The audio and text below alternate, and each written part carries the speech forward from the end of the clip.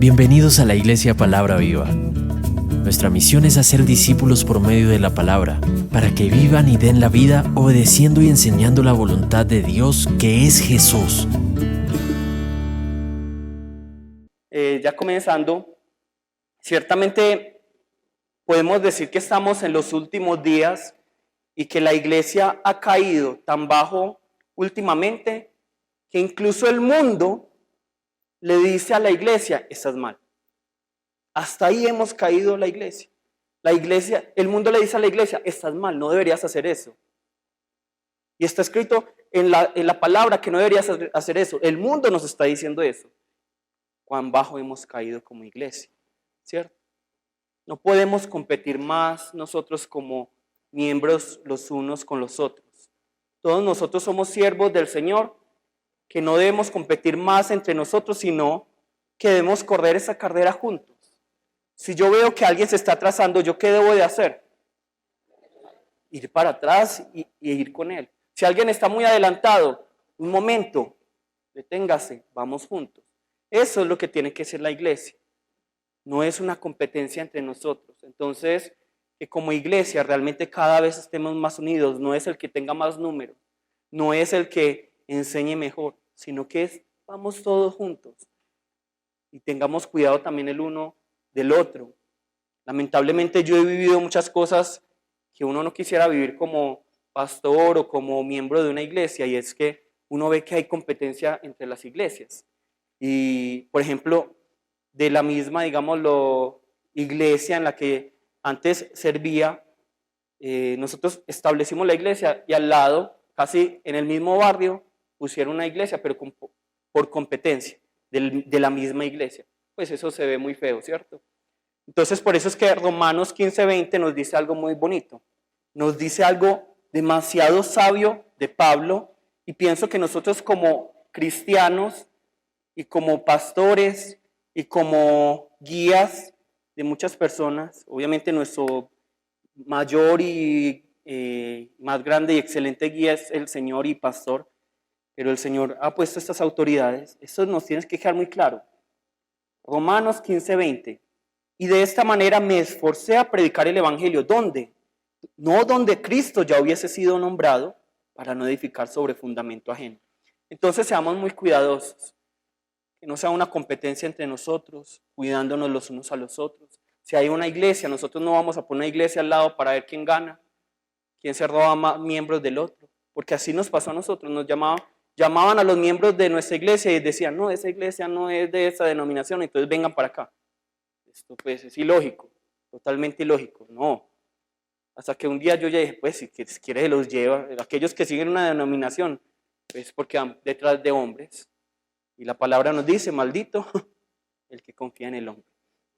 Entonces no pongamos fundamento, ¿cierto? No vayamos a poner competencia al otro. No compitamos entre nosotros y tampoco compitamos con el mundo utilizando las herramientas del mundo. Ustedes saben cuánto invierte el mundo en entretenimiento, en música, en luces, muchísimo. Nosotros como cristianos no podemos competir con eso. Pero ¿cómo podemos ganarle al mundo? Únicamente a través de Jesús, quien ya venció al mundo. Únicamente a través de la palabra. No traten de ganar el mundo a través de las herramientas del mundo, porque eso es lo más necio que uno puede hacer. Entonces, dejemos ya el adoctrinamiento que nos ha traído el mundo y que nos ocurra lo que le pasó a Pablo cuando Ananías oró por él. ¿Qué pasó cuando Ananías oró por él? ¿Se cayeron qué de sus ojos? Las escamas ¿de qué? De la religiosidad. Ya dejemos nuestra religiosidad, que esas escamas que hay en nuestros ojos que solo quieren ver lo mundano caigan y empecemos a ver únicamente ¿a quién? A nuestro Señor. Volvamos a ser niños. La palabra nos dice, aquí en la palabra nos dice: porque escondiste esas cosas de los sabios y de los entendidos y las revelaste a los niños. Hay una cosa muy sorprendente que uno se da cuenta, es que mientras más adultos nos hacemos, menos preguntas hacemos, menos sabemos hacer preguntas. Pero los niños preguntan todo, porque no tienen vergüenza. ¿Por qué? ¿Por qué? ¿Para qué? ¿Cuándo? ¿Dónde? ¿Quién? Esos son los niños. Por eso es que a los niños se les revelan las cosas. Pero hoy en día el adoctrinamiento cultural, educativo de las iglesias, porque en las iglesias ya no se puede preguntar. Entonces, no puede preguntar, no puede preguntar, no puede preguntar. Entonces, por eso es que la gente ya no se pregunta qué hay en la palabra. Preguntémonos más y van a ver que van a conocer los secretos de los cielos, que es muy importante. Y es muy triste, eso pasa incluso en Corea. En Corea tienen una buena imagen del pastor Diego, pero también lo tienen como el regañón. Seguramente ustedes lo habrán vivido. Allá en el grupo universitario, unos amigos me estaban diciendo que el pastor Diego les regañó. ¿Por qué? Porque los universitarios que están pagando una mensualidad súper grande en la universidad son los que menos hacen preguntas y los que más deberían preguntar acerca de la Biblia. Y los que si ya han estudiado tantas cosas deberían tener más conocimiento y eso aprovecharlo para llevar la palabra del Señor. Pero allá la educación en Corea sobre todo es solo escuche, no pregunte. Y ese es un gran problema que también está pasando en las iglesias. Nosotros tenemos que ser más bien, por otra parte, como los padres. Todos de pronto han visto qué le ocurre a un niño cuando se cae. ¿Qué es lo primero que hace un bebé cuando se cae? No llora, no se levanta. Mira a los papás, mira al papá y a la mamá. Eso es lo que hace un niño. Y cuando mira al papá y a la mamá, cuando llora y cuando no llora. Cuando el papá o la mamá lloran, ¡ay, qué le pasó! ¿Qué hace el niño? Llora. Pero cuando uno dice, no, eso no pasó nada, y le está saliendo sangre, no, eso no fue nada. Y el niño es calmado, es calmado.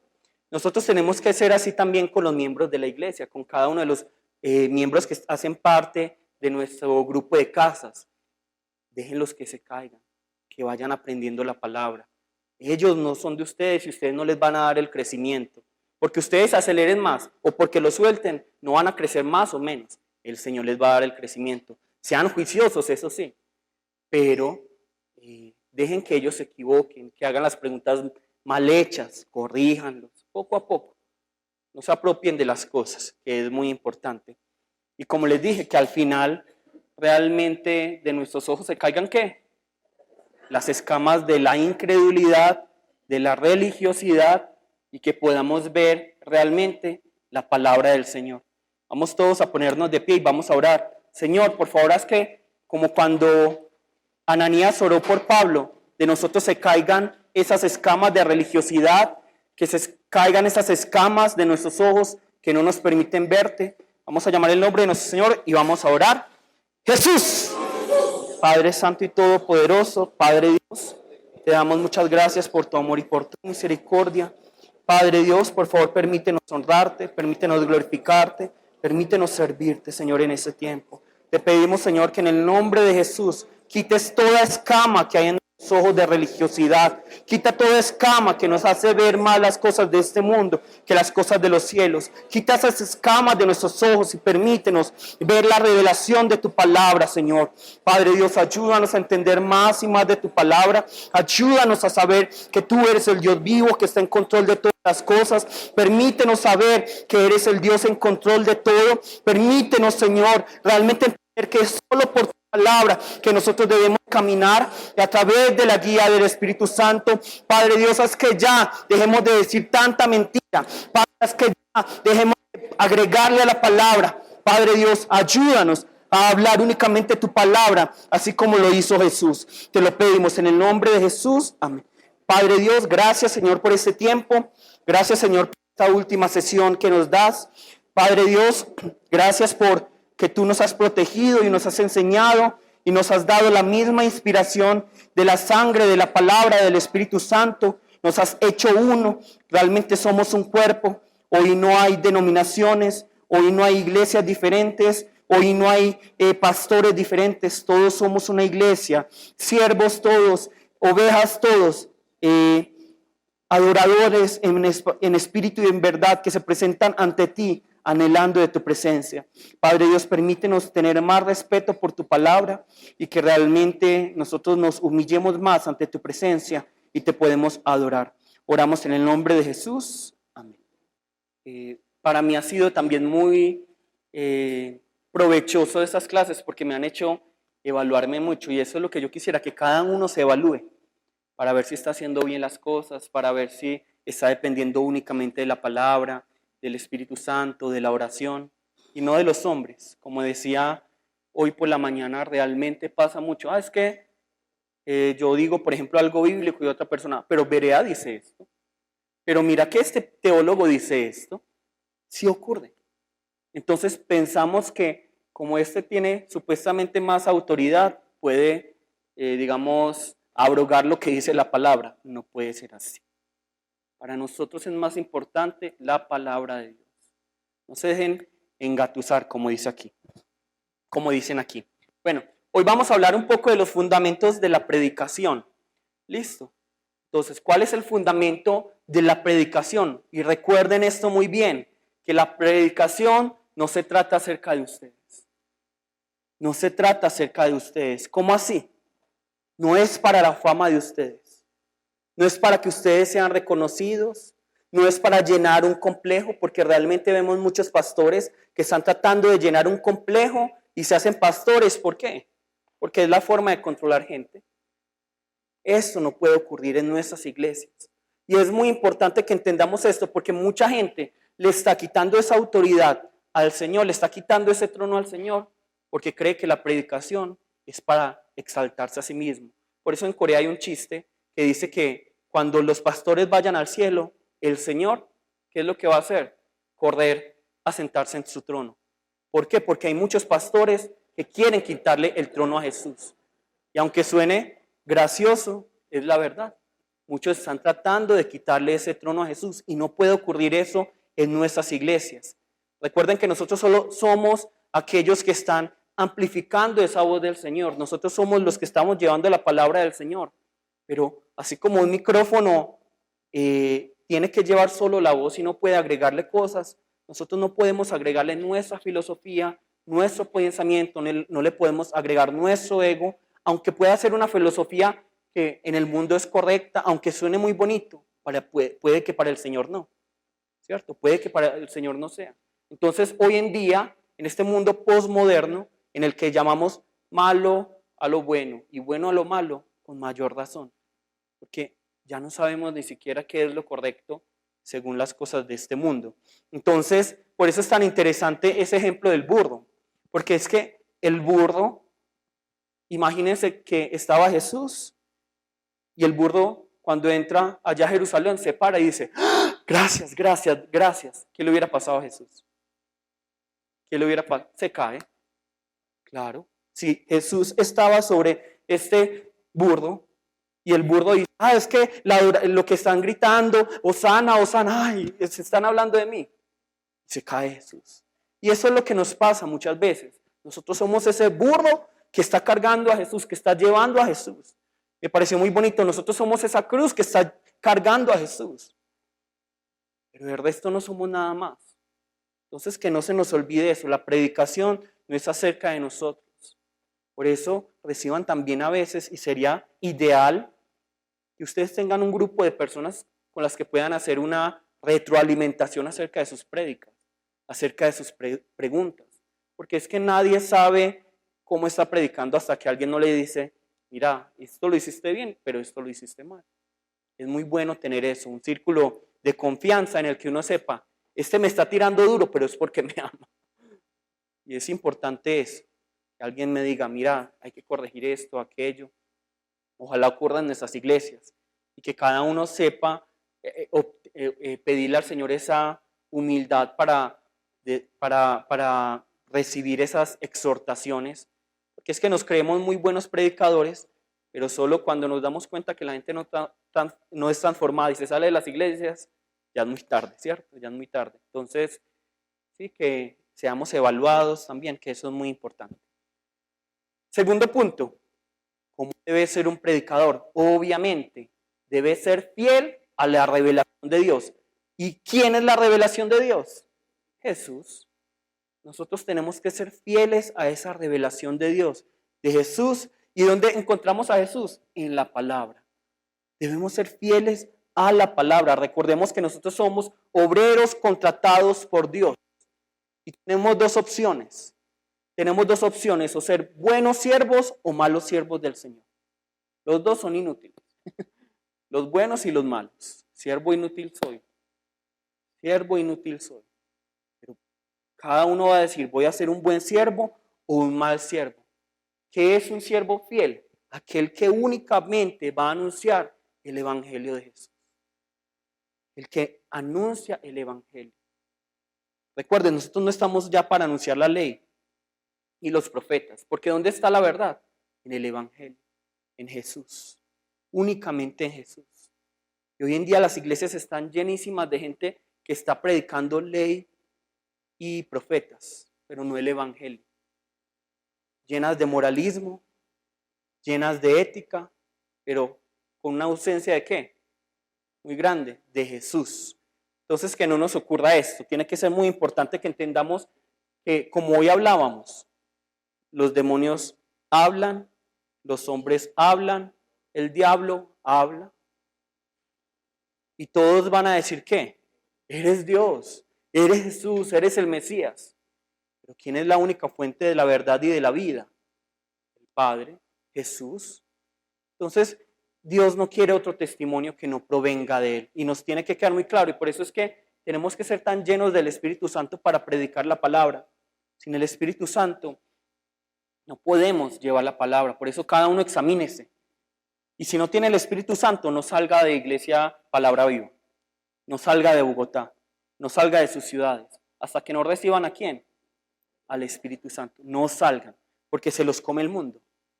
Entonces tenemos dos opciones. Yo puedo llevar la verdad y la vida, o puedo llevar ¿qué? La mentira y la muerte. Y el problema es que esto no es simplemente que una persona va a obtener mal una información, sino que cuál va a ser el destino de esta persona, o el cielo o el infierno. Se va a ver afectada la eternidad de esta persona. Por eso es importante que cada prédica que nosotros estemos dando tiene que tener ¿qué? En mente, esta prédica tiene que ser ¿qué? Eterna. Tiene que ser eterna, tiene que tener un efecto eterno. Es decir, que si yo le estoy hablando a Jacqueline, esta predicación tiene que ser ¿qué? Eterna para ella. Tiene que ser eterna, tiene que impactar su vida. No emocionalmente, que llora, porque es que relacionamos el llorar, el sentirnos bien, con que la prédica fue buena, ¿cierto? Pero es que eso lo puedo hacer yo subiendo, ¿cuál es la montaña más alta en Bogotá? Monserrate. Voy al Monserrate, grito, lloro un ratico y ya. Es catarsis. Catarsis. Y con eso yo entonces, no, ya soy lleno del Espíritu Santo, ya estoy bien con Dios. No.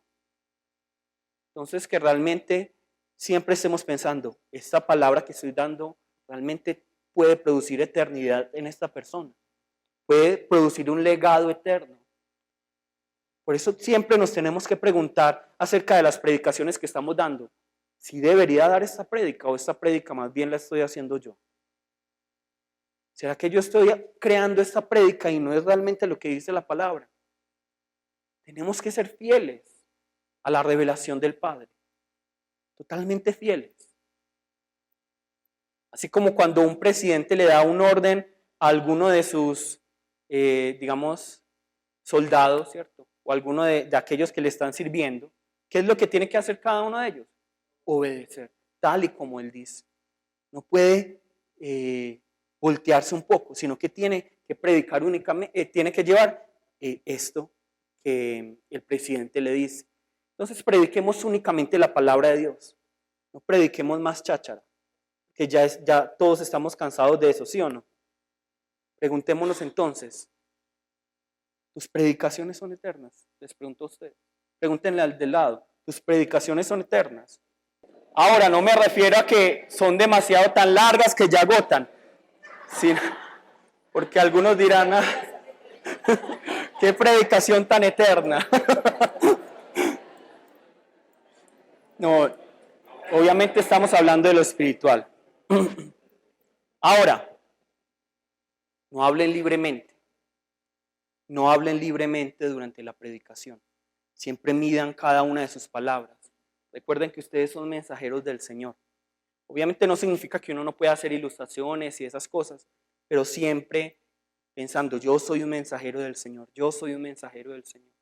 Listo, y una parte muy importante es que nosotros no podemos anunciar lo que anuncian los hombres o los ángeles, sino que debemos anunciar el Evangelio de Dios. Y eso nos tiene que quedar muy claro. No puede ser un evangelio humanista, porque realmente no sería evangelio, pero no podemos predicar más humanistamente. Porque es que yo les pregunto, ¿la Biblia es humana? ¿Cómo así que humana? Claro, el mundo es inhumano. La filosofía del mundo es inhumana. En cambio, la Biblia, ¿en qué sentido es humana? Porque es la que más conoce al hombre, conoce la problemática del hombre, la solución de esa problemática y qué le va a pasar al hombre. El que conoce todo lo del hombre es la Biblia, nadie más. Lo que realmente es inhumano es la filosofía y cómo se está llevando en este mundo las cosas. Por eso no podemos ser humanistas. No podemos ser humanistas y no podemos meterle filosofías a la palabra de Dios. Y en eso hemos caído mucho. Que le estamos tratando de poner, como nos daba el ejemplo del pastor Diego, tan charro que pasa tanto, apaguen las luces y vamos a cantar pongan melodía de piano. Y claro, toda esa música se va metiendo en el oído del hombre y esas vibraciones, esas ondas musicales van como sincronizándose con las ondas cerebrales, entonces yo ya siento como esa paz. Sí, es que el Señor está aquí, pero puede estar súper lejos, puede estar muy lejos. Entonces no nos equivoquemos.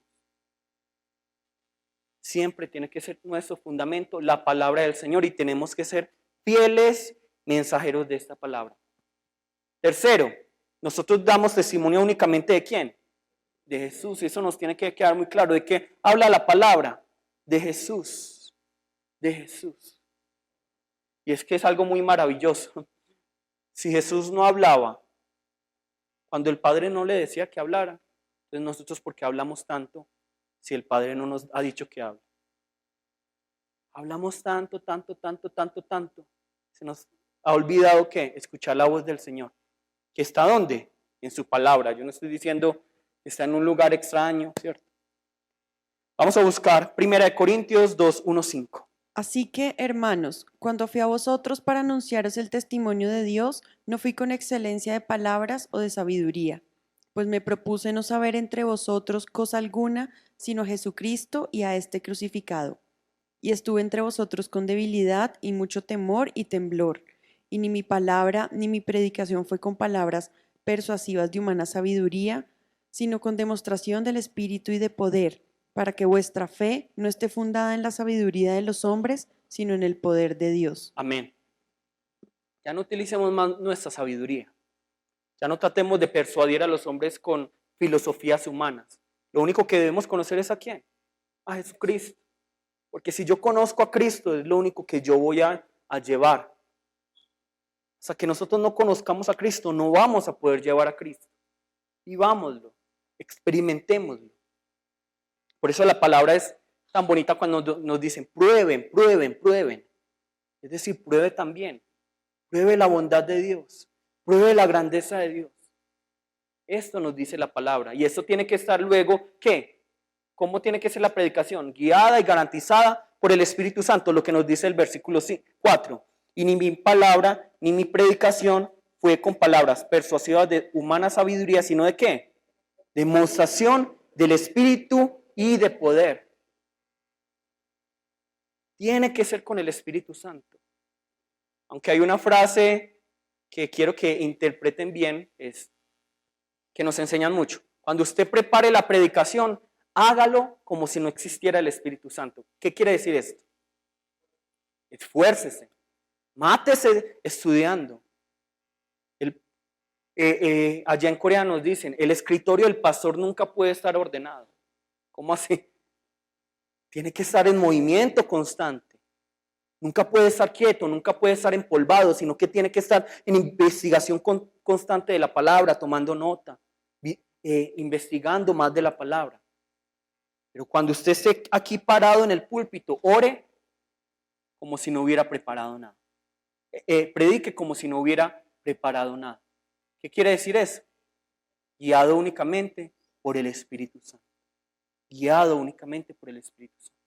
Es decir, estudian mucho la palabra, es importante. Pero luego aquí en el púlpito, en sus grupos de casa, ¿qué tienen que hacer? Dejar a un lado todo eso y que el Espíritu Santo hable. Que sea el Señor que hable.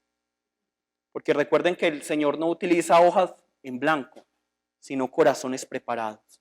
Que tiene que ser muy importante eso. Listo. Luego, la predicación es acompañada por una ¿qué? Oración extravagante y sin vergüenza.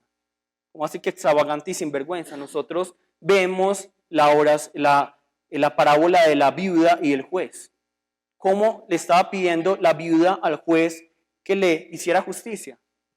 Con insistencia. Nosotros no podemos dejar a un lado la oración si queremos tener predicaciones excelentes. Si queremos tener predicaciones que toquen a las personas, que cambien vidas, que entreguen vida. Esto es súper importante. Esto es casi un resumen de lo que hemos hablado durante todos estos días. Y ahorita lo vamos a poner en práctica a través de un capítulo de Lucas. Vamos a ver todo esto, ¿cierto? Esto está resumido en este capítulo que me parece muy maravilloso. Entonces, oren extravagantemente. ¿Qué es extravagante? ¿Quién me podría decir? Extravagante. Exageradamente, ¿cierto? Como exageradamente. Listo. Aquí, la vida del predicador, ¿cómo debe ser? ¿A qué debe saber? Sabor a evangelio. Esa palabra sabor a evangelio la saqué de una canción de Santiago Benavides, un cantautor colombiano. Él dice, tenemos que tener sabor a evangelio en un mundo donde ya la santidad se le dice que es moral medieval, donde ya se le llama a lo bueno malo y a lo malo bueno. Entonces él dice, tenemos que tener sabor ¿a qué? A evangelio. En otras palabras, ustedes son los primeros que tienen que vivir el evangelio. Si ustedes no conocen el evangelio, ¿qué es lo que le van a dar al otro? Si ustedes no han sido transformados por el evangelio, ¿qué le van a dar al otro? Nada, muerte, maldición. Primeramente ustedes experimenten esto. Y luego, como les decía, sean ustedes esa sal que sepa qué, completamente a qué, a evangelio. Que ya no sean ustedes. ¿Es fácil el cristianismo? No. Hay que morir. Y la muerte no es fácil. No es fácil morir. Pero cuando uno conoce quién murió por uno y cómo lo hizo, es mucho más fácil hacerlo. Y aún así no es fácil hacerlo. Pero tengamos sabor a evangelio. Empecemos a evaluarnos. Cuando la gente me gusta, cuando la gente me lame, tengo sabor a evangelio. Tengo sabor a evangelio. Más bien tengo sabor a ley. Más bien tengo sabor a condenación. Más bien tengo sabor a Isaías, a Daniel, a profeta, a prosperidad. Tenemos que tener mucho cuidado con esto. Y por último, lo que nosotros todos queremos cuando llevamos el evangelio es ver cómo un miembro, como un niño chiquito, primero no es capaz ni siquiera de sostener la cabeza, luego empieza a sostener la cabeza, luego empieza a gatear, luego empieza a caminar. Mientras camina empieza a decir un montón de cosas que uno no le entiende y se ríe, pero que luego va madurando y en algún momento nos dice, mamá, papá, te amo. Eso es lo que nosotros tenemos que hacer. Resucitar a los muertos a través de ¿qué? De la palabra del Señor. Y no son ustedes, obviamente. Es la palabra y el poder del Espíritu Santo lo que va a resucitar a esos muertos espiritualmente. Y cuando resuciten, ustedes tienen que alegrarse con ese crecimiento que van a ver en ellos. Vean ese crecimiento. No hay nada más lindo que ver cómo crece el bebé. Ahora, la alegría del padre al ver cómo crece un espíritu, ¿se imaginan? Debe ser grandísimo. Listo. Entonces, por favor, con la persona que tenemos al lado, hagamos un resumen de esto, por favor. Bueno, nosotros hemos tratado, antes de continuar el pasaje que quiero explicarles hoy, hemos hablado mucho de un pasaje bíblico y sí quisiera que antes de irme lo aclaráramos. Vamos a buscar 2 Corintios 8:9. No sé si de pronto ya lo trataron acá, pero sí me gustaría que quedara claro, sobre todo en este mundo que está en apostasía. Porque ya conocéis la gracia de nuestro Señor Jesucristo, que por amor a vosotros se hizo pobre, siendo rico, para que vosotros con su pobreza fueseis enriquecidos. Sí quería que quedara claro este pasaje porque es el que más se utiliza hoy en la teología de la prosperidad. Estás completamente sacado de contexto. La palabra está diciendo que Jesús se hizo pobre para hacernos ricos. ¿Quién me podría explicar ese versículo? ¿Cómo así? Entonces Jesús no me va a hacer rico. ¿Por qué? Porque entonces, si alguien de la teología de la prosperidad le sales con esto, ¿ustedes qué van a decir? Pues sí, entonces voy a creer en eso. Entonces lo que nosotros debemos entender es el contexto. Aquí se nos está hablando de nos está hablando de la iglesia de Macedonia y cómo ellos sobreabundan, ¿cierto? Cómo están sobreabundando en esa generosidad. Entonces nosotros tenemos que entender que las iglesias realmente del Nuevo Testamento no eran ricas. Había algunas ricas, otras pobres, sí. Pero nosotros nos damos cuenta que las iglesias en general podían estar sufriendo económicamente. Entonces una iglesia como la iglesia de Macedonia, ¿qué es lo que hace? Va y entrega con gozo. Y por eso es que ellos realmente se están haciendo pobres para hacer rico al otro. Eso es lo que nos quiere enseñar la palabra. Jesús se hizo pobre para hacernos ricos a nosotros. ¿Y nosotros qué debemos hacer? Hacernos pobres para hacer rico al otro. ¿Con qué? Con la palabra. ¿Con qué más? Con la vida que no teníamos. ¿Con qué más? Con la ciencia, con la sabiduría. ¿Con qué más? También, si yo veo que mi hermano está desnudo, yo no le voy a decir, sí, que Dios te bendiga, chao. No, si me toca quitarme el saco, se lo doy. Eso es lo que nos toca hacer. Ser algo íntegro, no es solo espíritu, espíritu, espíritu, espíritu. Es un cuerpo que tenemos que ayudar, alimentar y con las ganancias injustas, ayudarle para que venga Cristo. Eso tiene que ocurrir. Entonces, realmente, porque es que realmente de donde vengo, ¿cierto? De la universidad, piensan que todo es espíritu, entonces no me importa el cuerpo del otro. No, recordemos que el cuerpo es algo neutral, mientras que la carne es algo, lo que la palabra nos habla como tiene un carácter más negativo, ¿cierto? Entonces yo tengo que cuidar el cuerpo del otro. Tengo que cuidar el cuerpo del otro, que es la vasija donde va a estar ese espíritu. Pero lo importante es aquí, ¿quiénes de ustedes están dispuestos a empobrecerse para enriquecer al otro? A través de la palabra, la sabiduría, la ciencia, pero también cuando les toque un poco del bolsillo. Una amiga de mi hermana le dijo a mi hermana algo que a mí me impactó mucho. Yo no me congrego en Colombia, pero cuando estaba en Estados Unidos me congregaba porque yo vi el amor entre los hermanos. ¿Por qué? Porque cuando uno de ellos estaba desempleado, toda la iglesia buscaba un empleo para esa persona. Toda la iglesia. Yo sentí el amor. Pero en cambio en Colombia yo nunca he visto eso, me dijo ella. Entonces preguntémonos. Obviamente un empleo no va a cambiar tu vida espiritual, o puede que sí. Es más importante la palabra, obviamente. Pero si yo no le demuestro el amor con lo básico, entonces, ¿cómo voy a explicarle la palabra si esa persona no ve amor en mí? Esto es importante. Bueno, como estamos hablando de predicación, estamos hablando de preguntas y estamos hablando de escatología, me pareció muy interesante a que hubiera escogido este capítulo, pero vamos a Lucas 10. Todo este capítulo es acerca de escatología. Todo este capítulo es acerca de preguntas y todo este capítulo es acerca del predicador y la predicación. Todo el capítulo. Todo el capítulo. Todo el capítulo. Si ven, me pareció maravilloso haber escogido esto sin saber de qué iban a hablar Diego y John. Nosotros vemos que aquí hay varios escenarios. El primer escenario es que Jesús, ¿qué es lo que hace? Envía a una misión a 60, ¿cierto? 60. 70, perdón. 70. Es que en coreano se dice 60. 70. Y ellos van a la misión y luego ¿qué hacen? Regresan. Ese es el primer escenario. Van y regresan. ¿Cómo regresan? Gozosos. ¿Por qué? Porque han visto señales y prodigios. Pero Jesús es como aguafiestas. Entonces les dice, sí, está muy bien que se alegren por eso, pero no se alegren tanto por eso, sino ¿por qué?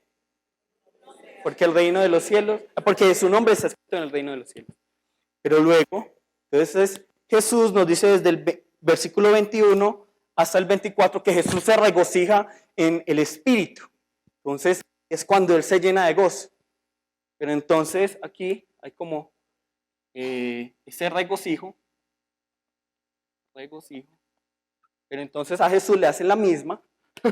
A Jesús le hacen la misma y le aguan la fiesta. No sé si esa palabra existe. Le aguan la fiesta. ¿Por qué? Porque del versículo 21 al 24, Jesús está muy alegre. Imagínense, Él está muy alegre. Y dice el 25 hasta el 37, que es el tema principal de hoy, nos dice, y he aquí un intérprete, es decir, que inmediatamente. ¿Aló? Por eso no me gustan los títulos, porque como que corta y como que hace como si fueran secciones diferentes, momentos diferentes. Pero miren que hay un y, es decir, que esto está conectado con lo anterior. Jesús estaba ahí regocijado y viene un intérprete de la ley. Ahí mismo, ¿y qué es lo que le pregunta? Para probarle, haciendo qué cosa heredaré la vida eterna. Entonces, cada uno lea por favor del 25 al 37 en 2 minutos. Vamos a ir interpretando ya versículo por versículo, pero primero díganme alguien levantando la mano, ¿quiénes son los personajes de esta parábola? O más bien de todo esto que leímos hoy de este pasaje. ¿Quiénes son los personajes? Desde el 25 al 37, alguien que levante la mano y nos diga. Los personajes está el intérprete de la ley, Intérprete, Jesús, sí, luego está en la parábola el que El cayó herido. en la mano de los ladrones, el herido, exacto, los ladrones, ladrones, el sacerdote, sacerdote, el otro es samaritano, el levita, levita, samaritano, y ya sería como la persona que lo iba a cuidar en el mesonero. el mesonero, sí. Listo. Entonces vamos viendo versículo por versículo, haciéndonos preguntas, cada uno. Y he aquí un intérprete de la ley se levantó y dijo para probarle. ¿Cuál era el motivo? Probarle. Un intérprete de la ley es una persona que conoce mucho las escrituras, que interpreta las escrituras, pero ni siquiera teniendo esta labor sabe qué cosa tiene que hacer para recibir la vida eterna. Maestro, dice, ¿eso es muy hipócrita? No, maestro, no lo tiene como maestro, pero le dice maestro, una serpiente completamente. ¿Haciendo qué cosa heredaré la vida eterna?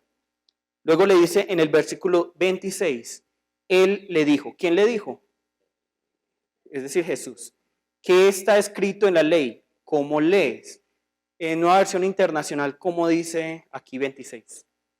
En esto se presentó un experto en la ley y para poner a prueba a Jesús le hizo esta pregunta. Maestro, ¿qué tengo que hacer para heredar la vida eterna? Jesús replicó, ¿qué está escrito en la ley? ¿Cómo la interpretas tú? Entonces miren, muy bien, gracias. Ahí ya estamos viendo lo que nos ha explicado John con preguntas. Jesús responde con preguntas, está diciendo, para pues conocimiento. Ahí está diciendo que está escrito en la ley. ¿Qué está escrito? Es lo que nosotros tenemos que hacer como personas que están predicando. ¿Qué está escrito? Pero luego también, ¿qué es lo que debemos hacer? ¿Qué interpretas? ¿Qué estás interpretando tú de esto? Y eso nos quiere decir algo, que algunas personas van a interpretar bien y otras personas que van a interpretar mal. Y por eso es que es tan importante hacernos preguntas. ¿Qué? ¿Cómo? ¿Dónde? ¿Quién? ¿Para qué? ¿Por qué? Todas esas preguntas básicas. Listo. 27. Aquel respondiendo dijo, ¿qué? Amarás al Señor tu Dios con todo tu corazón y con toda tu alma y con todas tus fuerzas y con toda tu mente y a tu prójimo como a ti mismo. ¿Y qué le responde Jesús? Bien has respondido, haz esto y vivirás.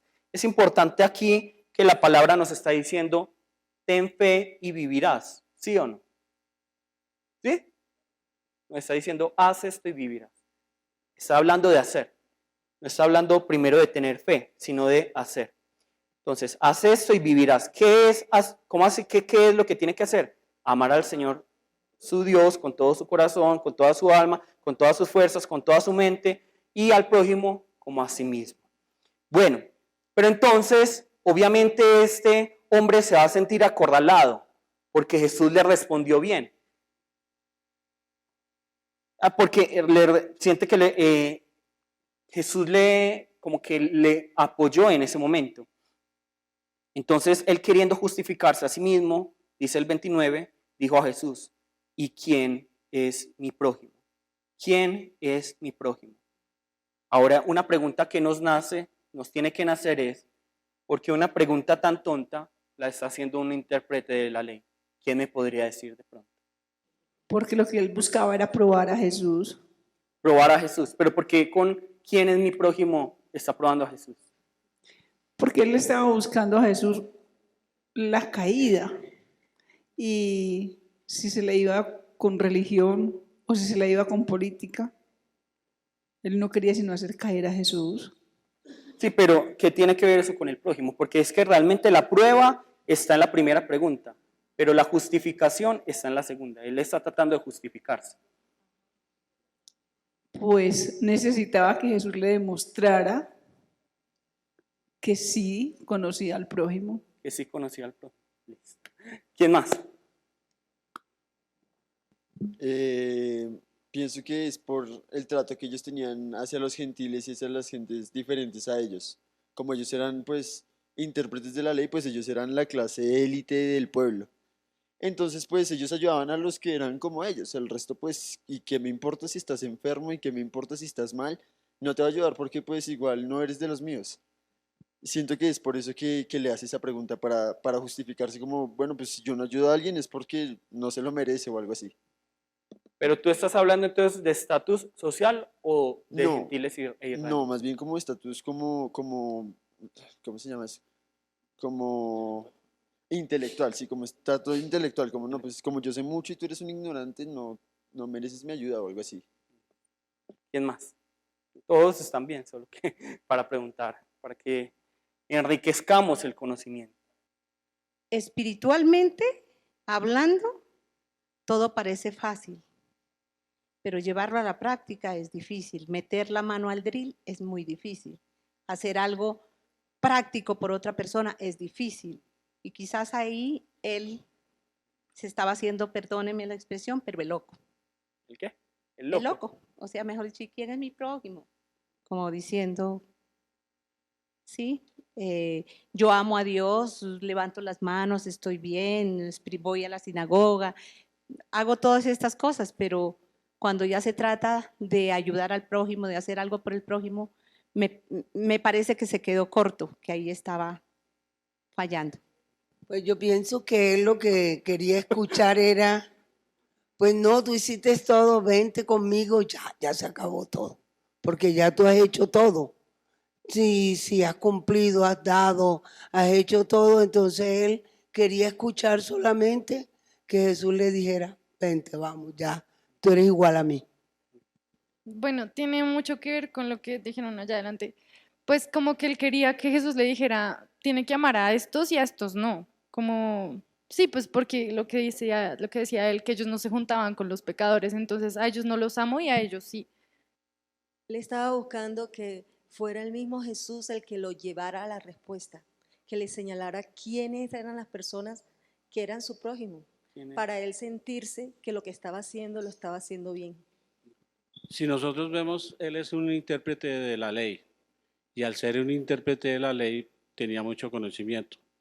Él, aprovechando su conocimiento, creía que iba a, de manera muy cauciosa y engañosa, enredar a Jesús con la ley. Pero Jesús le responde con la misma ley y le hace que él mismo dé la respuesta. Pero entonces es la intención de lo que él tiene como conocimiento, creerse que lleva la ventaja, y Dios le está respondiendo por la misma forma del intelecto. Bueno, lo que nosotros tenemos que tener en cuenta, ahora les doy la palabra. Lo que tenemos que tener en cuenta es que en esa época todo el mundo se estaba haciendo esa pregunta. Y esa es la pregunta que hoy nos hacemos: ¿hasta dónde llega mi prójimo? Mi prójimo es solo el que está en la iglesia. Mi prójimo es solo el colombiano, el costarricense o el venezolano. Esa es la pregunta que ellos están haciendo. ¿Será solo el israelita? ¿Será solo el que está a mi lado? Esa es la pregunta que estaba en esa época haciéndose todo el mundo. Y por eso es que este hombre está diciendo, yo sí estoy amando, porque él se siente juzgado. Por eso es que dice acá, para justificarse. Él se siente juzgado. ¿Por qué? Por lo que él ha dicho, hay que amar al prójimo. Él sabe que él cree que ha amado al prójimo, pero se siente juzgado por el Señor en este momento. Y por eso le está preguntando, entonces, ¿quién es mi prójimo? Y aquí es cuando ya Jesús comienza esta parábola tan hermosa y tan mal interpretada en muchas iglesias, porque solo ame a la persona que tiene a su lado, que no es así, aunque también en una parte es así. Como nos decía el pastor Diego, nos ha estado explicando, no tratemos de encapsular a Dios como en una idea, como que mujer, entonces solo es una persona. Eso es demasiado griego, por así decirlo, que queremos que sea A o B y ya, pero ese no es el pensamiento de Dios. El pensamiento de Dios es muy amplio y no lo podemos muchas veces entender, pero por eso hay que estudiar tanto la palabra. Listo, yo les voy leyendo, y voy a leer la historia y alguien que nos cuente cómo es la historia. Respondiendo Jesús dijo, un hombre descendía de Jerusalén, ¿a dónde? A Jericó, y cayó en manos de ladrones, a los cuales le despojaron e hiriéndole, se fueron dejándole medio muerto. Aconteció que descendió un sacerdote por aquel camino y viéndole pasó de largo. Asimismo un levita, llegando cerca de aquel lugar y viéndole pasó de largo. Pero un samaritano que iba de camino vino cerca de él y viéndole fue movido a misericordia. Y acercándose vendó sus heridas, echándoles aceite y vino y poniéndole en su cabalgadura, lo llevó al mesón y cuidó de él. Todos saben que es un mesón, ¿cierto? Como un hostal. Otro día al partir sacó 2 denarios y los dio al mesonero y le dijo, cuídamele, y todo lo que gastes de más yo te lo pagaré cuando regrese. ¿Quién pues de estos 3 te parece que fue el prójimo del que cayó en manos de los ladrones? Él dijo, el que usó de misericordia con él. Entonces Jesús le dijo, ve y haz lo mismo. Amén. Con la persona que tenemos al lado, expliquémoslo, la parábola como está, no interpretemos todavía. ¿Qué está escrito? No les estoy preguntando yo. ¿Qué está escrito? O sea, cuento desde que empieza la parábola. Desde la parábola. Ok, listo. Bueno, un hombre iba de Jerusalén a Jericó, iba caminando y llegaron 2 ladrones y lo robaron, le quitaron todo lo que tenía, lo despojaron de su ropa y lo golpearon mucho y lo dejaron ahí tirado. Luego pasó un sacerdote, un maestro de la ley, y lo miró y le ignoró y siguió caminando. Luego vino un levita, lo miró y también lo ignoró y también pasó de largo. Pero vino luego un samaritano, lo vio, se movió a misericordia y lo levantó, le lavó las heridas con aceite y con vino, lo subió a su caballo y se lo llevó hasta un mesón. Ok, lo llevó hasta un mesón y lo cuidó ahí, luego le pidió al mesonero, voy a irme y por favor yo volveré luego y la cuenta restante que falte, cuídelo mucho y toda la cuenta todo el dinero que usted gaste yo se lo voy a pagar después. Bien.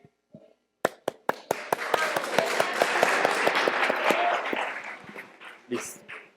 Entonces nosotros estamos viendo que Jesús ya nos está contando una parábola, que es la forma en que Jesús le hablaba a las personas, digamos, de afuera. Porque si nosotros vemos el lenguaje de Jesús, hay un lenguaje interno y uno externo. Las parábolas eran para los externos, mientras que los secretos de los cielos eran para ¿quiénes? Para los internos, los discípulos.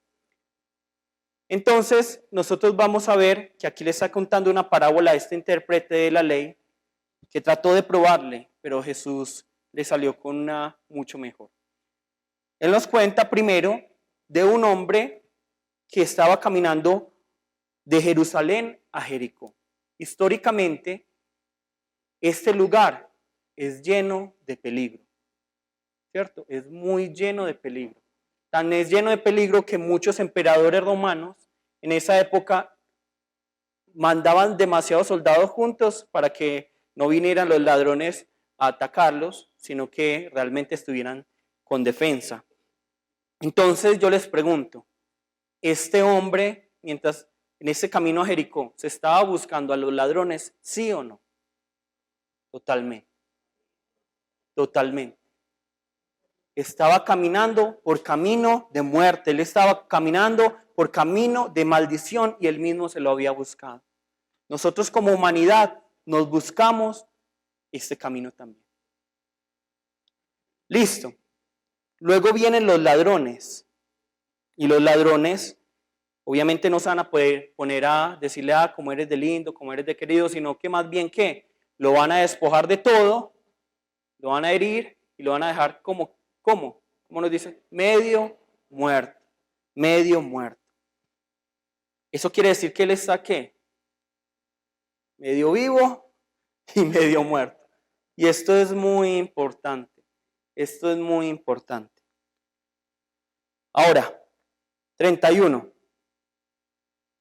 Aconteció que un sacerdote por aquel camino y viéndole pasó de largo. Entonces vemos que este sacerdote vio a este herido, estaba medio herido. Si hubiera estado muerto completamente, digamos que hubiera tenido el derecho de no tocarlo, pero estaba medio muerto, todavía estaba vivo. Y aquí luego vemos, asimismo un levita llegando cerca de aquel lugar y viéndole, pasó de largo. Entonces, ¿cuáles creen ustedes que son los riesgos que tanto el sacerdote como el levita están calculando en su cabeza? ¿Cuáles son los riesgos? Que si lo tocaban porque dice que estaba herido, ensangrentado, pues iban a quedar impuros. Iban a quedar impuros. Sí. Muy bien. ¿Qué más? Según la ley. Según la ley, iban a quedar impuros. Jacqueline. Que si se detenían a ayudarle, era un camino pues peligroso y van a venir también ladrones a atacarlos a ellos también. Muy bien. Lo mismo. Entonces están esos dos riesgos, obviamente. Que realmente esté muerto y esté impuro, entonces que yo me vuelvo impuro. Y también está que me van a asaltar a mí los ladrones. Ellos están calculando todo eso. Y como era un camino peligroso, todos ustedes seguramente cuando van, ¿quiénes de ustedes han ido a Medellín en automóvil o en camioneta, lo que tengan? ¿Qué preguntan ustedes primero? ¿Y cómo está la vía? ¿Y cómo está la vía? ¿Hubo un derrumbe? Entonces seguramente este sacerdote y este levita sabían que había ocurrido algo. Sabían que allí en ese momento se estaban moviendo los ladrones. Ellos sabían, porque es que si uno sabe que el lugar es peligroso, que el camino es peligroso, uno pregunta primero. Ellos sabían. Luego nos dice acá, pero un samaritano que iba de camino vino cerca de él y viéndole fue movido a misericordia. ¿Quién me puede decir cuál es la situación cultural entre los israelitas y los samaritanos? Levantando la mano. Que no se trataban entre sí.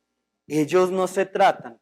Entonces, la misma persona, ¿qué crees que sintió el intérprete de la ley cuando se presenta este samaritano? Uy, como un quisquillito ahí adentro de ese corazón, como, uy. Eso, ese quisquillito.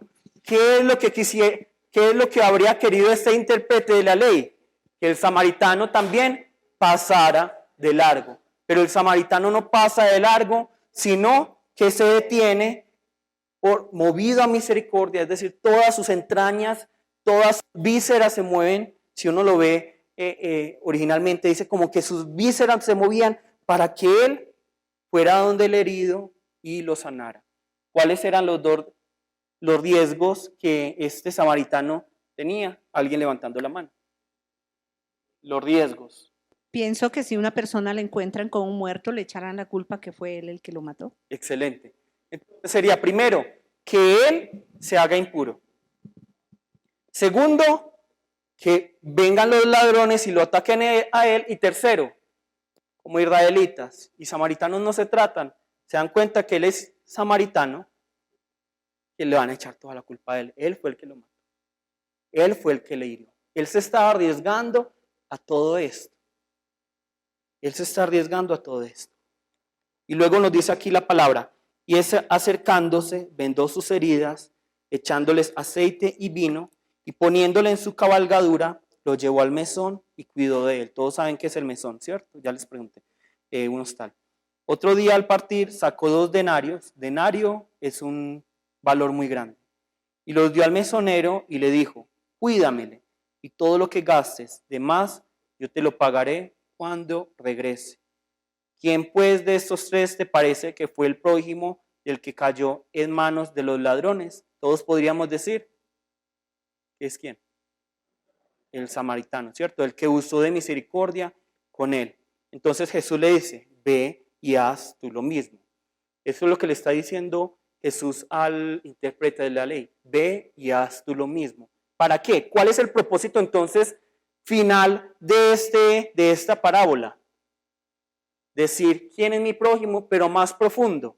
Si yo sé que debo amar a mi prójimo para obtener vida eterna, si yo sé que debo amar a Dios sobre todas las cosas para obtener vida eterna, ¿qué es lo que me está diciendo? Este texto me está hablando acerca de la vida eterna, ¿cierto? Es algo escatológico. Nos está hablando de que yo debo amar a Dios, pero también debo amar a mi prójimo. Me está hablando de fe, pero una fe que tiene que producir ¿qué?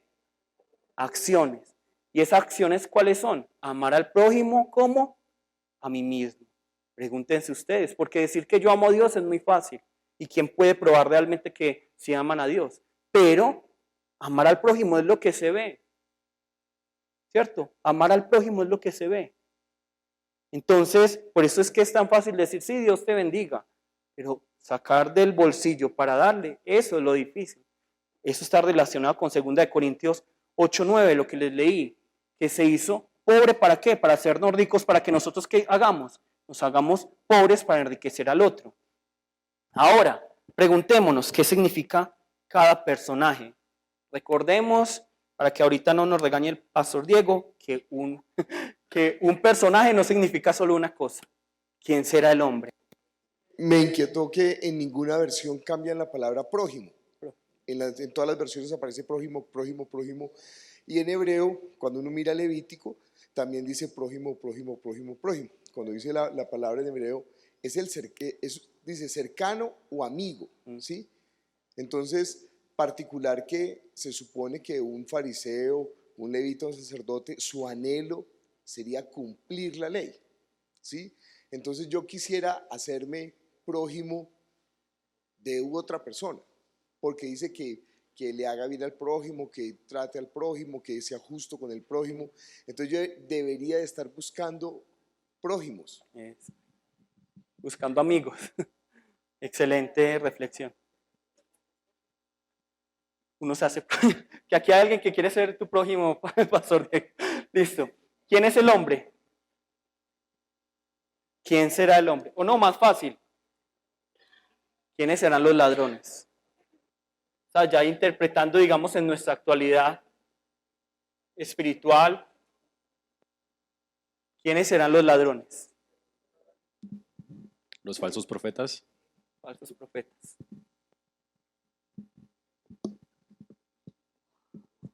Los que no están predicando el evangelio. ¿No predican?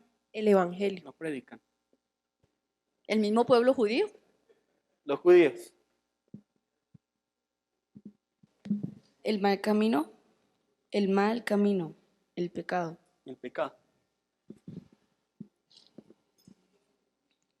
Los que pudiendo hacer lo bueno no lo hacen. ¿Quiénes hablan? La misma iglesia. La misma iglesia. No, ya era esa. Ella primero y luego. Los que no entran al redil por la puerta, sino por otro lugar. Por un lado. Los salteadores. Salteadores. Pues yo diría que incluso uno mismo puede ser un ladrón. Uno mismo. Realmente uno de los que más me llamó la atención es el pecado, ¿cierto? Listo. El hombre, ¿quién será el hombre? La humanidad.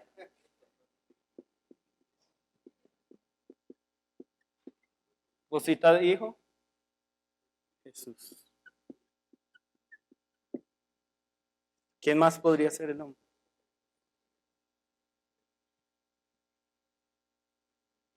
La que dijo el pastor Diego, el prójimo. Bueno, ¿quién entonces serían los sacerdotes y levitas? Pongámoslo como en un grupito.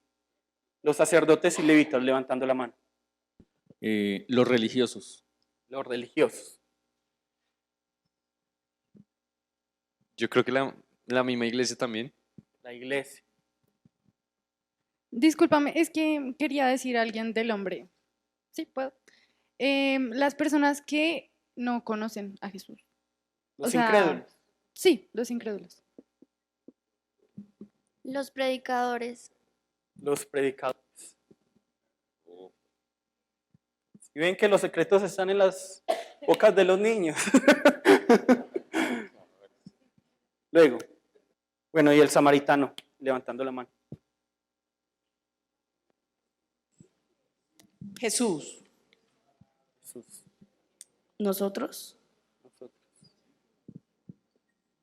No sean tan duros también aquí en la iglesia, ¿cierto? Listo. ¿Y el mesonero quién será? Levantando la mano. La iglesia. Entonces miren que esta parábola nos da para reflexionar en muchas cosas. Nos da para reflexionar. Primero las preguntas que hemos tratado en la mañana. Miren cómo Jesús primero dice, lean el texto. ¿Cómo lo interpretan? ¿Qué significa ser prójimo? Jesús es una persona que pregunta, porque las preguntas son algo tan de niños y Jesús no es que voy a decir, es que él tenía un corazón de niño, no, es que él conoce los secretos de los cielos y es con las preguntas que él sabe que la gente llega. Porque es que es muy fácil decirle, mire, aquí está la pregunta, pero es que es no enseñarle a la gente a pescar. Hay que enseñarle a la gente a pescar y no darle el pescado. Hay que enseñarle a pescar.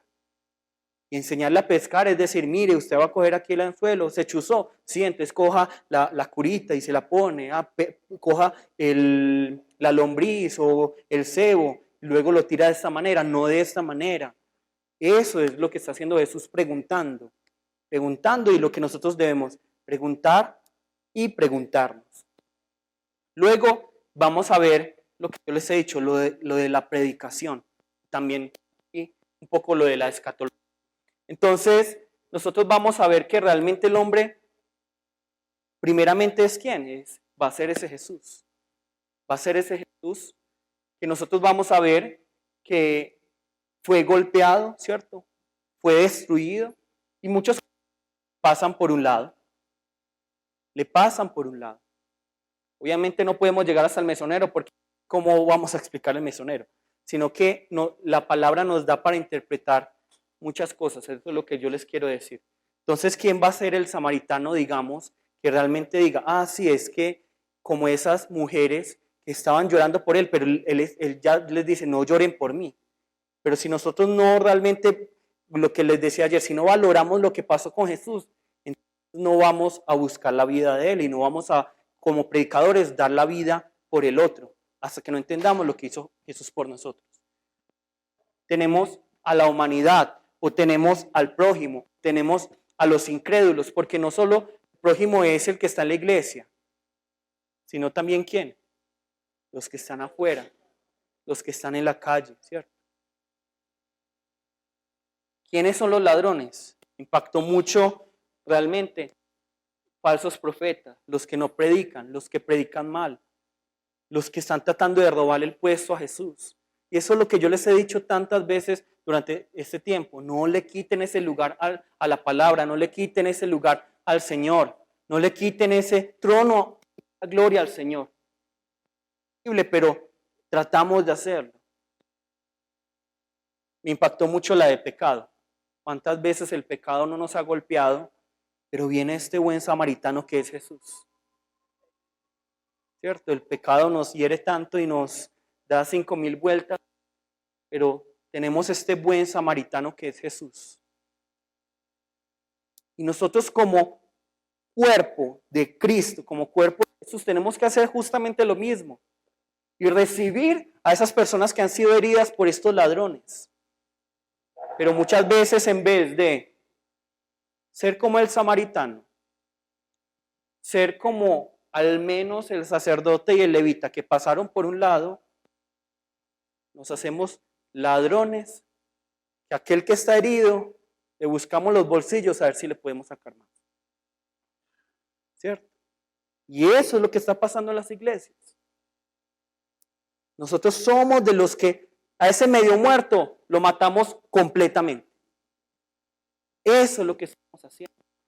Entonces, al menos, si fuéramos esto, pero muchas veces somos peor. Entonces, obviamente, los sacerdotes y los levitas van a representar la ley, van a representar los religiosos, van a representarnos a nosotros, van a representar al predicador que no está creyendo, que no tiene fe en lo que está predicando y que religiosamente está aquí parándose diciendo crean en Dios y él no cree en Dios. Crean en el poder de Dios, pero él no cree, él no vive lo que está predicando. Son los sacerdotes y los levitas, y creo que muchos de nosotros, yo no voy a decir que todos, en algún momento hemos estado en este lugar, donde pasamos al lado del medio muerto, porque le estamos predicando una palabra que no tiene vida, y antes, cuando éramos esto, luego nos convertimos en ladrones y rematamos a esta persona. Y el samaritano, ¿cierto? Como predicadores tenemos que ser, obviamente Jesús, pero nosotros somos aquellos que siguen a Jesús. Entonces tenemos que ir por estas personas heridas, por estos hombres medio muertos y no rematarlos, que es lo que está pasando, ¿cierto? Entonces, seamos samaritanos también nosotros, seamos samaritanos. Si no se refiere a vaya y déle plata a todos los que estén pidiendo limosna, no.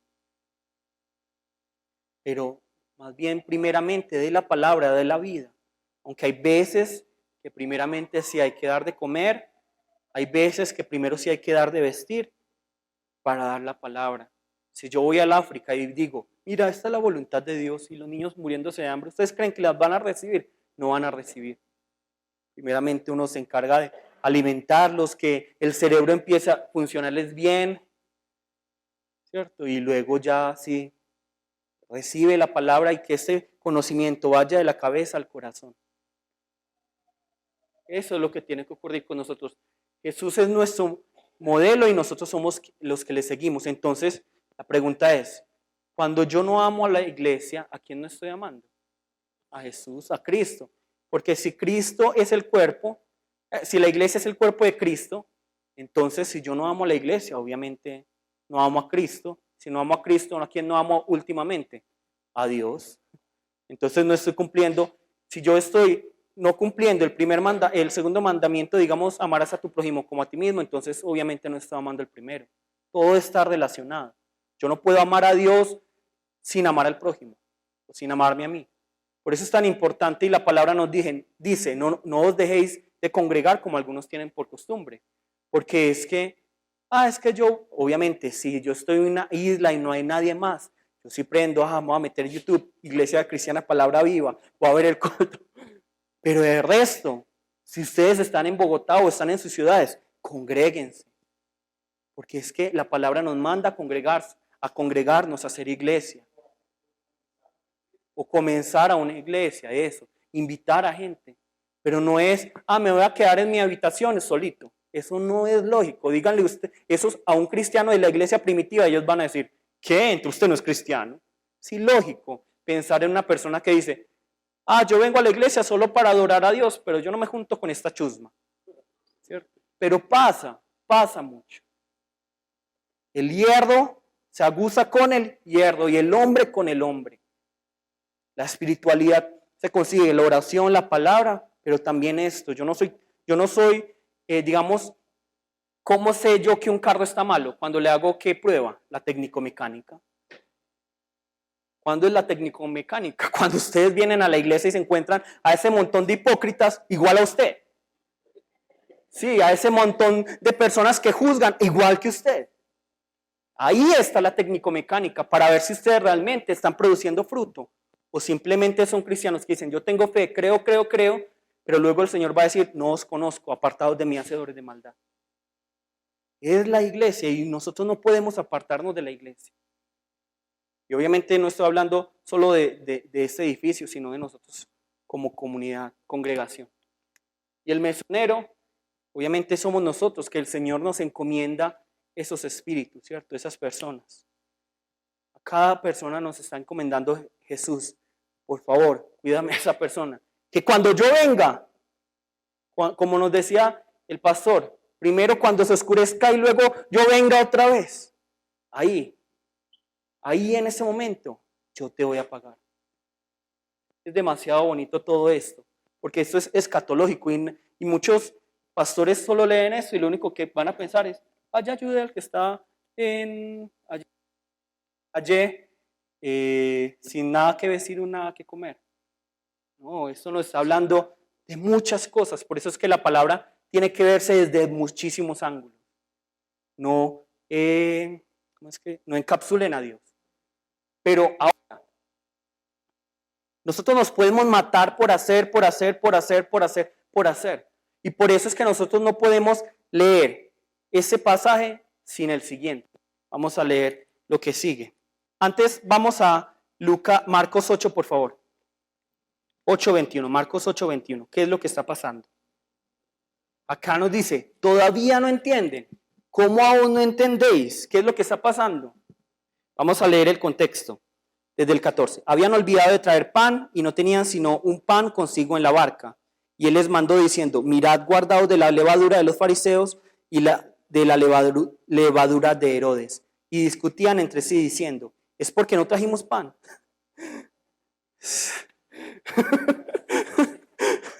Pues, y entendiéndolo Jesús les dijo, ¿qué discutís? ¿Por qué no tenéis pan? No entendéis ni comprendéis. Aún tenéis endurecido vuestro corazón. Teniendo ojos no veis y teniendo oídos no oís y no recordáis. Cuando partí los 5 panes entre 5,000, ¿cuántas cestas llenas de los pedazos recogiste? Y ellos dijeron, 12. Y cuando los 7 panes entre 4,000, ¿cuántas canastas llenas de los pedazos recogiste? Y ellos dijeron, 7. Miren, es que Marcos nos está dibujando a los discípulos como tontos, ¿cierto? Como que no comprenden. Y luego dice, y les dijo, ¿cómo aún no entendéis? Es que si yo hubiera que Jesús parte los panes y se multiplica, yo tampoco hubiera entendido, porque yo también soy un pecador. Pero es por la gracia del Señor que entendemos hoy. Nosotros vemos, digamos, más adelante y por eso vemos el futuro y juzgamos a los discípulos. ¿Cuántas veces Jesús no nos habla y no entendemos? Pero luego vemos esto, vemos un ciego, porque ¿qué les estoy tratando de mostrar acá? Que no se dejen limitar por estos títulos, porque toda la Biblia está conectada. Vino luego a Betsaida y le trajeron un ciego y le rogaron que le tocase. Entonces, tomando la mano del ciego, le sacó fuera de la aldea y escupiendo en sus ojos le puso las manos encima y le preguntó si veía algo. Él mirando dijo, veo los hombres como árboles, pero los veo que andan. Luego le puso otra vez las manos sobre los ojos y le hizo que mirase y fue restablecido y vio de lejos y claramente a todos. Y lo envió a su casa diciendo, no entres en la aldea ni lo digas a nadie en la aldea. Amén. ¿Quién es el ciego aquí? Los discípulos. Los discípulos. Ellos vieron el milagro y ya están apenas empezando a ver. ¿Y qué es lo que ven? Como árboles. Como árboles. Pero veo que ellos andan, están diciendo. Pero cuando Jesús pone otra vez las manos, no estoy diciendo que el ciego no existía, sino que este ciego es una representación de los discípulos. Que ellos están viendo y están viendo cómo hace Jesús, pero no pueden ver por lo que yo les decía, las escamas. Y el Señor los va sanando y ya van viendo como árboles. Pero cuando luego ya son sanados completamente, por eso sigue el versículo 27. Salieron Jesús y sus discípulos por las aldeas de Cesarea de Filipo y en el camino preguntó a sus discípulos diciéndoles, ¿quién dicen los hombres que soy yo?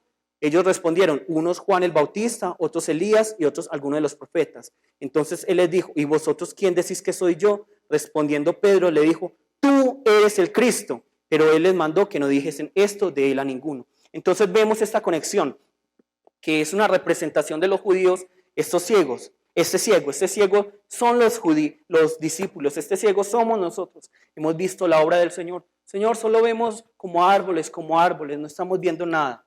Pero luego, cuando el Señor nos toca nuevamente, ¿qué vemos? Ah, es que tú eres el Cristo. Entonces ahora volvamos a Lucas 10. Y esto es lo que está pasando. Por eso es que no podemos leer basándonos en estos títulos. Vemos primero que Jesús manda de misión a estos 70. Entonces podemos comprender que todo el pasaje se está hablando acerca de nosotros como misioneros. Luego vamos a ver acerca de todo esto que nos está hablando de Jesús y que nosotros tenemos que tener esta obra, que es ir a rescatar, ir a predicar la palabra. Pero ahora, a través de la historia de Marta y de María, nos va a explicar otra cosa. Se los voy a leer yo. Aconteció que yendo de camino, entró en una aldea y una mujer llamada Marta le recibió en su casa. Esta tenía una hermana que se llamaba María, la cual sentándose a los pies de Jesús oía su palabra. Pero Marta se preocupaba con muchos quehaceres y acercándose dijo, Señor, ¿no te da cuidado que mi hermana me deje servir sola? Dile pues que me ayude. Respondiendo Jesús le dijo, Marta, Marta, afanada y turbada estás con muchas cosas, pero solo una cosa es necesaria y María ha escogido la buena parte y la cual nos le será quitada. Ese, por ejemplo, es un argumento completamente en contra del feminismo que ataca la Biblia. ¿Por qué? Porque es que una mujer no puede ser discípulo, pero igual Jesús le permite estar a sus pies. Segundo, otro argumento, ¿quiénes son los primeros testigos? Mujeres sabiendo la palabra que nadie va a creer las mujeres. Ellos escriben esto acá, pues no es, la Biblia no es machista. Entonces, aquí la palabra nos está diciendo que Marta, ¿cómo estaba? Muy afanada haciendo. ¿Para quién lo estaba haciendo? Para el Señor. ¿Estaba haciendo bien? Claro. Ella está haciendo para el Señor, adorar al Señor. Tengo que predicar allá, tengo que salvar gente, tengo que preparar las cosas, tengo que estudiar la palabra, tengo que orar. Pero luego vemos a María y todos ustedes seguramente hubieran sido como Marta, que hubieran dicho, Jesús, ¿no te parece muy descarada María que está ahí sentada cuando debería estar ayudándome? Todos somos así. Pero, ¿qué dice Jesús? Jesús muy fácilmente pudo haber dicho, sí, María, póngase pues de pie pues y vaya ayude. No, pero ¿qué hace Jesús? Ella escogió la mejor parte. ¿Cuál es la mejor parte? Primeramente, estar ante su presencia. Es decir, que nuestra salvación primeramente es estar ante los pies de Jesús, estar allí a través de la fe y luego las obras, luego lo que viene. Como hemos hablado tanto, va a haber un momento en el que no hay ayuno, luego sí va a haber un momento de ayuno. Y luego otra vez el Señor ya va a volver. Todo está conectado. Entonces miren que realmente nosotros Antes de predicar, antes de todo esto, antes de preparar una predicación, debemos estar donde, lo que les dije, en el secreto, frente a sus pies. Frente a sus pies. Hay una canción que dice, a tus pies arde mi... Esa canción. Ahí tiene que estar. Nosotros nacimos para besar los pies de Jesús. Hemos nacido para eso y es allí donde debemos de estar y donde como predicador durante todo este seminario es lo que quiero. Que antes de predicar vengan a los pies de Cristo otra vez. Que luego prediquen a través de la palabra únicamente, basados únicamente en la guía del Espíritu Santo y con mucha oración. Entonces en este momento vamos a todos a ponernos de pie, por favor. Vamos todos a llamar el nombre de nuestro Señor Jesús y vamos a pedirle al Señor que otra vez nos permita estar ante sus pies, que nos permita evaluarnos si hemos hecho todas las cosas con nuestras fuerzas, si hemos hecho todas las cosas con nuestro pensamiento, con nuestra filosofía, con nuestra voluntad y hemos corrido como Marta. Vamos a pedirle al Señor que primeramente hoy nos permita estar ante sus pies, que realmente durante todo nuestro ministerio nunca nos falte estar en el secreto frente a su presencia. Vamos a llamar el nombre de nuestro Señor y vamos a orar. Jesús, Padre Santo y Todopoderoso, Padre Dios, gracias Señor por este tiempo, por tu palabra, gracias por tu amor y tu misericordia. Padre Dios, por favor, permítanos, Señor, estar a tus pies. Padre, permítenos estar a tus pies, Señor. Padre Dios, por favor, ayúdanos a estar a tus pies. Padre, que nosotros estemos, Señor, sino que realmente estemos para honrarte, para glorificarte, para servirte, Señor. Padre Dios, permítenos estar ante tus pies, Señor. Permítenos estar ante tu presencia, Señor, primeramente. Permítenos evaluarnos, Señor, si estamos ante ti o no, si estamos haciendo las cosas por nosotros o no, Señor. Padre Dios, por favor, ayúdanos, Señor. Padre Dios, Señor, Padre Dios, por favor, guíanos, Señor. Guíanos, Señor, Padre Dios. Por favor, acércanos, Padre. Padre Dios, Señor, obra con poder, obra con gracia. En este momento vamos a pedirle al Señor que las iglesias que hoy estamos representando estén ante la presencia, estén ante los pies del Señor. Vamos a orar. Jesús. Padre Dios, Señor, yo te pido, Señor, por la iglesia en Medellín, Señor. Te pido, Señor, que por favor, Señor, la iglesia esté ante tus pies, Señor. Padre Dios, que no sea nada ni nadie, Padre Dios, que le estorbe, que quite ese primer lugar. Por favor, ayúdanos, Señor. Obra con poder, obra con... Por favor, Señor, permítenos glorificarte, permítenos servirte y entender tu voluntad. Padre Dios, Señor, por favor, ayúdanos a entender más de ti. Ayúdanos, Señor, ayúdanos, Padre. Permítenos entender más de ti, glorificarte, honrarte y servirte, Padre. Permítenos entender más de ti, Señor. Padre Dios, yo te pido, Señor, que por favor mi iglesia, Padre, la iglesia entera, Padre Dios, Señor, esté ante tus pies, Señor. Padre Dios, por favor, Señor. Padre, Señor.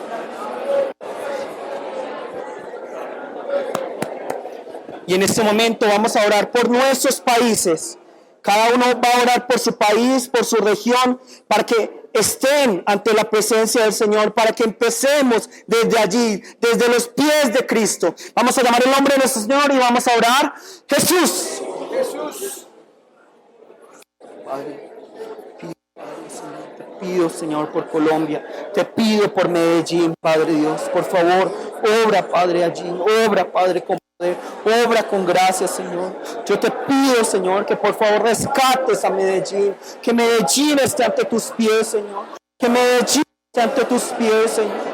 Padre Dios, Señor. Padre Santo y Todopoderoso. Padre Dios, Padre Santo.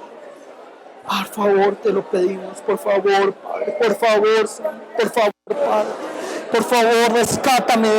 Rescata Antioquia, rescata Colombia, rescata a Latinoamérica, Señor, rescata Corea, Señor. Padre Dios, yo te pido que hagas tú la obra allí.